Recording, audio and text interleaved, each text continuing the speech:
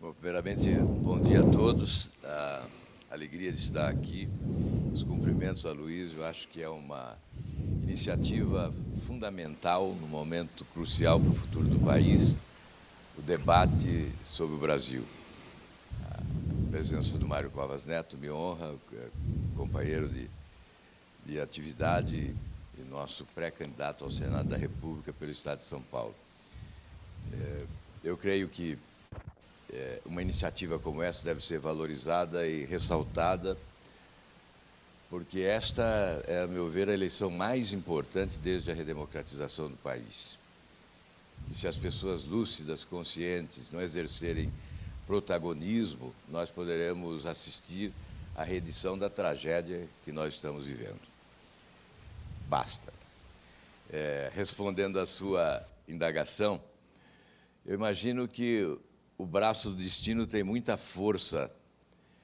Evidentemente, as circunstâncias contribuem, mas nós não sabemos muito bem explicar porque tomamos determinados caminhos. Somos movidos, certamente, por alguma força que nos embala. Eu era um jovem na cidade de Maringá, e da área rural, e estava predisposto a fazer um exame vestibular de economia, que era o único curso que tinha na cidade, curso universitário. Eu já tinha o convite de um empreendedor do sistema financeiro que inauguraria um banco na cidade para que assumisse uma posição de gerência. E, repentinamente, eu resolvi sair da cidade e dizer, olha, eu vou sair deste ambiente e vou buscar novos rumos. E pediam ao irmão, que era professor na Universidade de Londrina, que me inscrevesse para o vestibular de Direito. Eu queria cursar Direito. E eles, é tarde, já não há mais possibilidade de inscrever você no vestibular. Eu falei, inscreva em qualquer curso. Sobrou História. Está explicado porque o curso de História. Depois eu até comecei a fazer Direito, já como político, não concluí o curso em função dos mandatos que fui exercendo e acabei interrompendo. Mas o início da atividade foi na universidade, centro acadêmico, acabei emergindo da área rural para a área urbana e empurrado fui para uma liderança que não imaginava viesse a exercer, em razão até da própria timidez do homem rural, né? E acabei sendo alçado à condição de presidente de um centro acadêmico e, em determinado momento, na inauguração de uma biblioteca, eu discursava em nome dos acadêmicos e ingressava no ambiente alguns políticos. Era um ano de eleição, era no período autoritário. Alguns políticos do sistema, do então Partido Arena, né? E eu olhei e mudei o rumo do discurso. E comecei a bater forte no sistema, e aquela irreverência jovem, né? E ousada, e isso chamou a atenção. E o diretor da faculdade era da política, da oposição, o professor Gabardo. Depois até o homenageei, colocando como meu suplente num dos meus mandatos de senador. E ele diz, você vai ser meu candidato a vereador. Eu disse, eu não gosto de política, não, de forma nenhuma, né? Passaram-se 2 anos, ele se lembrou. Eu tinha me esquecido, ele se lembrou e veio. Enfim, para resumir, eu acabei candidato a vereador com 22 anos de idade, e aí o início da trajetória.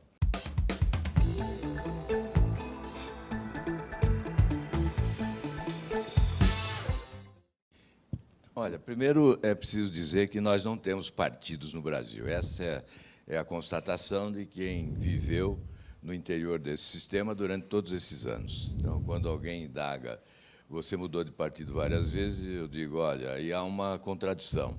Eu não mudei de partido, eu mudei de sigla. Nós temos uma fábrica de siglas no Brasil. alimentada esta fábrica com dinheiro público por intermédio do fundo partidário. Temos 35 siglas registradas e mais 60 siglas na fila de espera. Então, isso é uma anarquia partidária que há no país. Mudei várias vezes de sigla para não mudar de lado. E algumas vezes para fugir, sim, para não compactuar com o processo de corrupção. É por isso que alguém diz, como você fala em refundação da República, se você conviveu com esse sistema durante todos esses anos e o convalidou? Eu convivi com esse sistema condenando-o permanentemente, sendo um contestador dele. Conheci esse monstro nas suas entranhas, por isso creio que tenho até mais autoridade para combatê-lo agora de forma afirmativa, objetiva, construtivamente, propondo a sua substituição por um modelo novo. Aliás, eu digo sempre que o Jonas, do Velho Testamento, também não gostou de ficar na barriga da baleia. Eu não gostei de ficar na barriga desse monstro que é o sistema político vigente que nós queremos substituir. Então, eu mudei de sigla várias vezes para não mudar de lado, e principalmente para não barganhar convicções. Em algumas oportunidades, sim, eu fugi do processo de corrupção, com o qual não concordava. A primeira vez que deixei o PSDB foi porque contribuí para a instalação de uma CPI que não ocorreu, CPI para investigar a corrupção no governo. Eu sempre adotei como prioridade o combate à corrupção. Quem conhecer a minha trajetória reconhecerá que isso é uma verdade indesmentível. Desde o primeiro momento, a prioridade foi combate à corrupção. Depois eu posso dizer por quê, mas eu creio que é o melhor serviço que eu pude prestar à política foi combatendo a corrupção, desde o primeiro momento. Então, por uma questão de coerência, eu não podia, sendo como governador, eu combati a corrupção e usei um expediente, à época, de certa força, que era o da prisão administrativa, um expediente constitucional, depois eliminado da Constituição em 88 com a Constituinte. Mas o chefe do Executivo tinha a prerrogativa de decretar a prisão. E, quando havia uma denúncia de corrupção, instaurava-se um inquérito administrativo com a confirmação do delito, o governador decretava a prisão. Eu decretei a prisão de 28 pessoas logo no início do nosso mandato. Como era um governador ainda jovem, entendi que, se não agisse desta forma, certamente perderia o controle e não teria as condições para impedir o processo de corrupção que é inerente à atividade pública no país.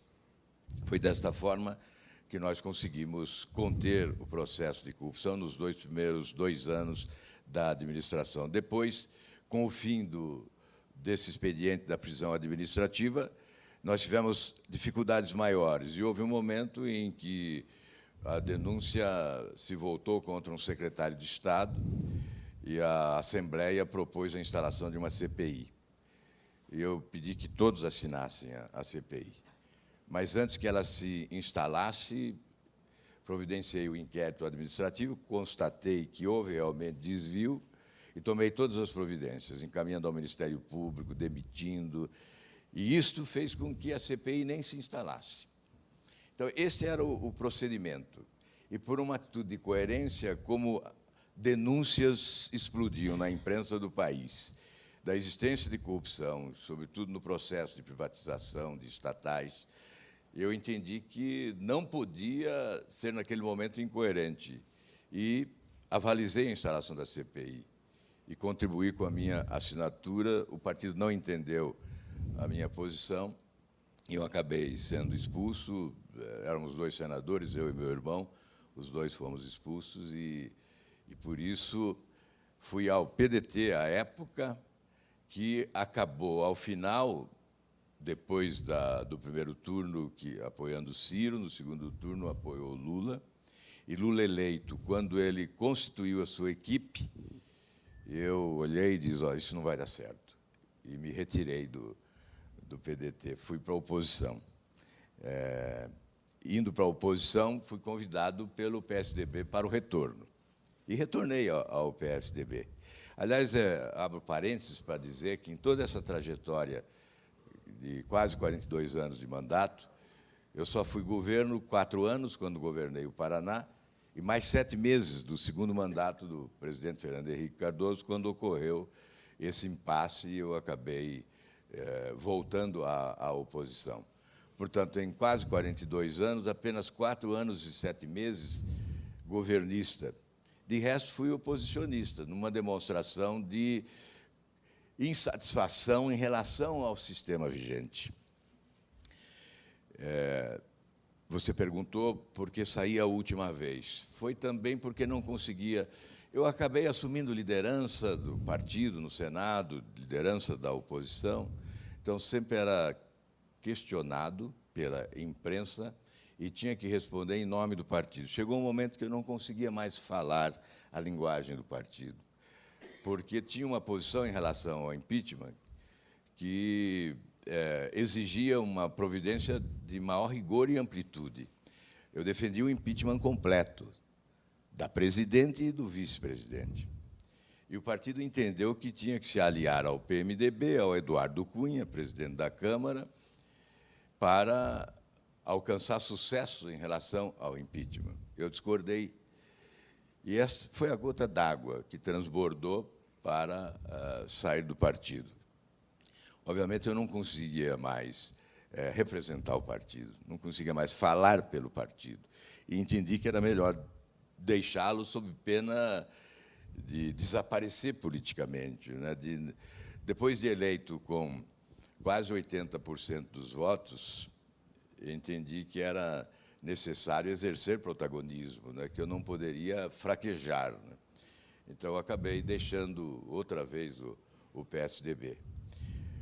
O que é importante destacar é que, naquele momento, eu dizia, os dissidentes sejam bem-vindos, eles são necessários para que as mudanças ocorram, mas eles fiquem no espaço deles, não vamos nos misturar, não é? Eles do lado de lá do balcão e nós do lado de cá do balcão. Mas isso não ocorreu. Ocorreu um abraço de afogados. O PSDB abraçou o Eduardo Cunha, abraçou o PMDB. Tanto é que estava desesperado para ir ao poder. É a cultura política no Brasil, né? Os políticos, quase sempre, como manadas de elefantes, correm para a sombra do poder, para buscar as suas benesses, as suas vantagens. Eu sempre fiz o caminho inverso. Em algumas circunstâncias, deixei a sombra do poder e busquei o sol causticante da oposição, especialmente nos últimos 15 anos, quando fazer oposição era um ato solitário, quase sempre solitário. Os que chegaram ao poder, os que assaltaram o poder no país, mobilizaram a classe política, cooptaram a classe política por intermédio de métodos escusos, o balcão de negócios, o aparelhamento do Estado, o loteamento dos cargos, abrindo portas para a corrupção, instalando uma fábrica de escândalos, né, que foi matriz dos governos incompetentes. Modelo instalado em Brasília, clonado e transplantado para estados e municípios, distribuindo corrupção e incompetência, que nos empurrou para essa tragédia, para esse caos administrativo, nos mergulhando nesse oceano de dificuldades.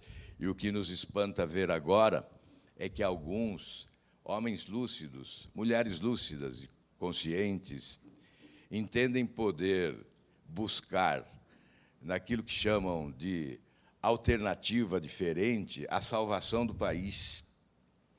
E nós estamos assistindo a uma contradição também exuberante, não é? A pesquisa qualitativa diz que o povo é sábio, que ele exige experiência administrativa e passado limpo.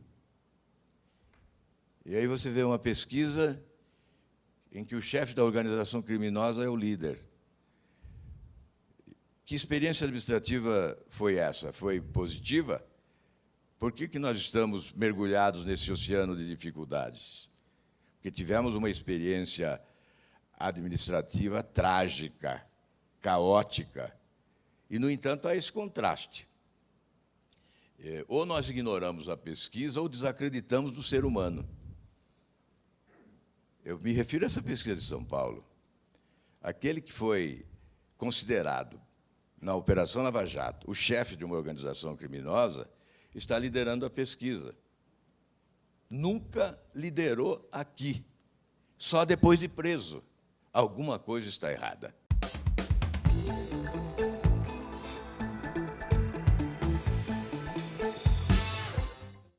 É exatamente esse movimento político sórdido e clandestino que tem por objetivo libertar o ex-presidente da prisão.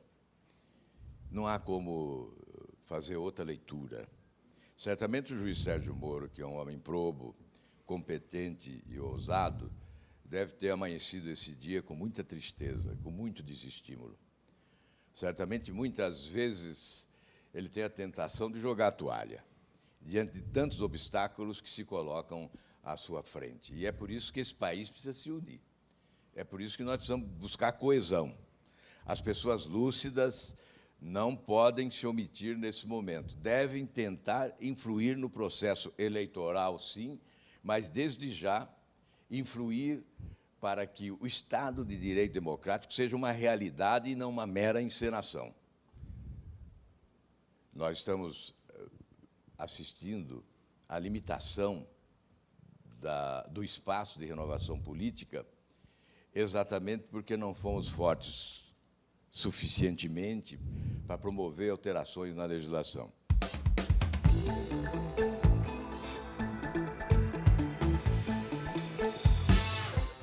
Eu sou autor dessa proposta em 2013, depois de um trabalho incansável durante 4 anos, conseguimos a aprovação em maio do ano passado, ela está na Câmara desde junho, e se ela tivesse sido aprovada, ampliaria-se o espaço de renovação política, porque muitos dos atuais parlamentares sequer disputariam esta eleição.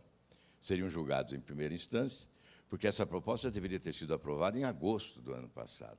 Seriam julgados em primeira instância e, sem a motivação do foro privilegiado, certamente não ousariam disputar a eleição,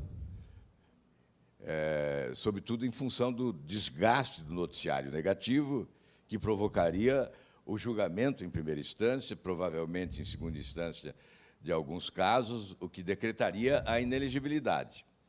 Então, e o outro, já que falei no espaço de renovação política, o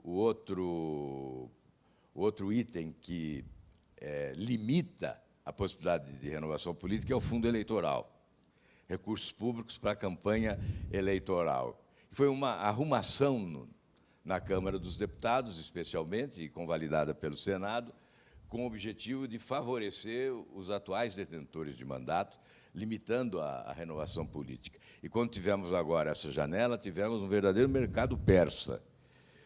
O passe do deputado tinha valor maior do que o passe de alguns craques do nosso futebol. Essa que é a realidade.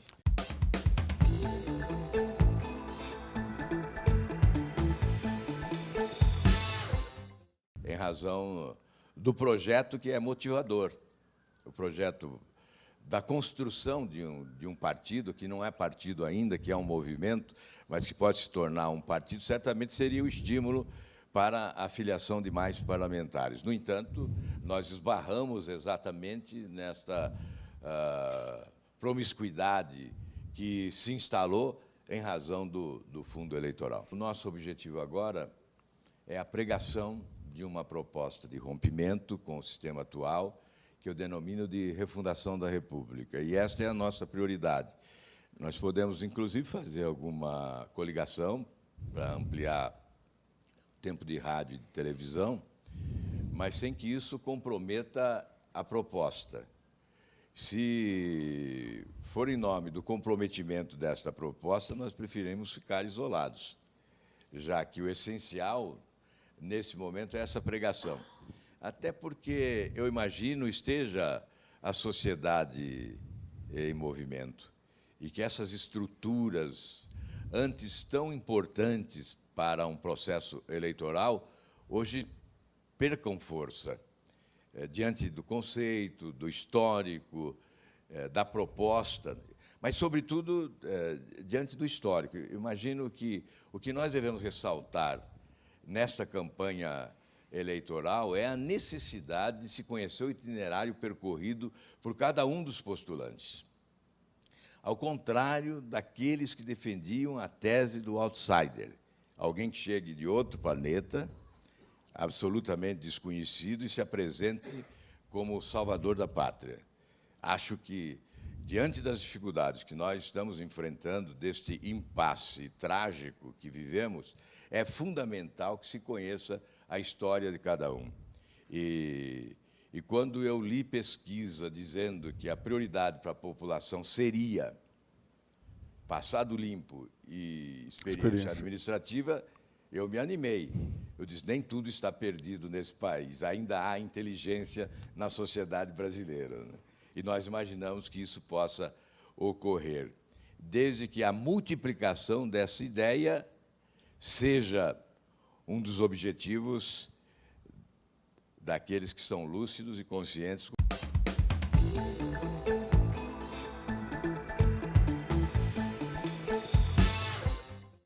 Bem, eu acho que a discussão ideológica no Brasil se tornou esquizofrênica, né? E deve ser um tumulto na cabeça dos brasileiros, porque, especialmente se nós partirmos da conformação partidária, né? Os quadros partidários são anárquicos. Aí você vê lá, num partido socialista, um grande latifundiário. Você vai ler o programa do partido, diz lá, a socialização dos meios de produção. E o latifundiário lá se encontra com milhares de cabeças de gado pastando nas suas propriedades. Então, veja a anarquia. Não há identidade programática. Por isso que eu digo, não temos partidos, temos siglas para registro de candidaturas, e algumas delas foram consideradas pela Operação Lava Jato organizações criminosas. Por isso, o Podemos nasceu exatamente em função desta insatisfação com o quadro partidário, que ocorreu também na Europa. O Podemos nasce na Europa, é o chamado Partido Movimento, que tem a pretensão de fazer a leitura correta das prioridades da população, por isso não é um partido estático, que tenha um programa definido e imutável, a curto e médio prazo. As prioridades da população se alternam, se substituem constantemente, e o objetivo do movimento Podemos seria fazer a leitura correta dessas mudanças, né, numa sociedade em movimento. Nada a ver com o Podemos da Espanha, que é da extrema esquerda. A inspiração foi realmente no Yes Weekend, do Obama, mas há uma certa similitude com o do Macron, República em Marcha, do Macron, porque ele veio para o centro, ele era um homem mais à esquerda e percebeu que a sociedade francesa não assimilava mais o discurso socialista, e ele evoluiu para o centro.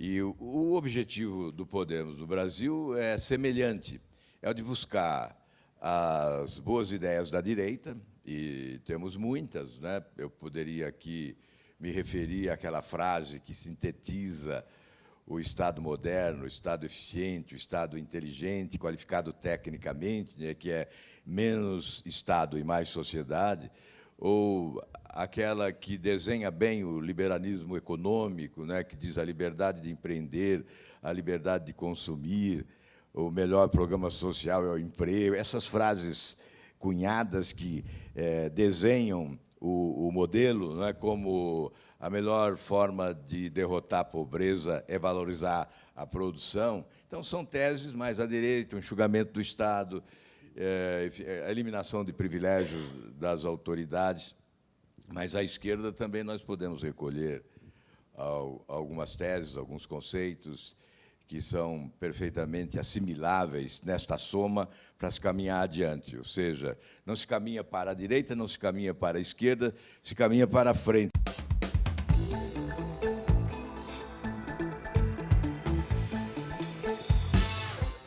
O programa Bolsa Família tem que ser visto, tem que ser encarado como investimento e não despesa, na medida em que ele pode ser utilizado para a qualificação profissional dos seus beneficiários, a fim de que possam se inserir no mercado de trabalho. Ou seja, você abre a janela para a saída do Bolsa Família. Mas, nesse momento emergencial, não há como você não transferir renda para socorrer, eventualmente, um desastre das desigualdades sociais vigentes no país, que, aliás, é a maior confissão de incompetência dos governantes ao longo do tempo. Nós estamos com um atraso de mais de 20 anos, porque, se nós visitarmos o país, ficamos encantados com as potencialidades econômicas, não só com as belezas nacionais que fascinam o mundo, mas com as potencialidades econômicas incríveis que temos, e esse contraste gritante, que é perturbador, com a pobreza. Então, é evidente que há aí que se fazer uma confissão de culpa a partir do andar de cima da sociedade, das autoridades brasileiras, que não souberam administrar as nossas riquezas. Certamente nós teríamos um país mais próspero, uma população mais rica, se nós tivéssemos, com competência, explorado melhor as potencialidades econômicas do Brasil.